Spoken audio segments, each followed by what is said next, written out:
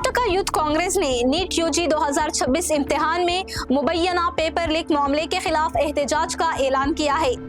ये ऐलान इतवार के रोज बेंगलुरु में केपीसीसी दफ्तर में मुनअक़दा प्रेस कॉन्फ्रेंस के दौरान किया गया। यूथ कांग्रेस ने बताया कि 21 मई को बेंगलुरु में राजभवन चलो एहतजाजी मार्च निकाला जाएगा, जिसमें नीट यूजी 2026 पेपर लीक मामले पर जवाबदेही का मुतालिबा किया जाएगा।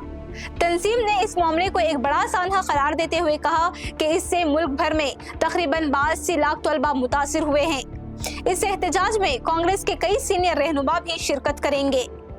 कांग्रेस यूथ यूनिट के सदर HS मंजुनाथ के मुताबिक एहतजाजी मार्च सुबह 11 बजे फ्रीडम पार्क से शुरू होगा और राजभवन तक जाएगा। मंजुनाथ ने इल्जाम लगाया कि नीट इम्तिहान का पेपर लीक बीजेपी और इसके हामियों से जुड़ा हुआ है। इन्होंने कहा कि यूथ कांग्रेस मुतासिरा तलबा के साथ खड़ी है। इन्होंने मरकजी हुकूमत को तनकीद का निशाना बनाते हुए कहा कि हुकूमत इस मामले में जिम्मेदारी कबूल करने में नाकाम रही है और मलूस अफराद के खिलाफ मुनासिब कार्रवाई नहीं की जा रही।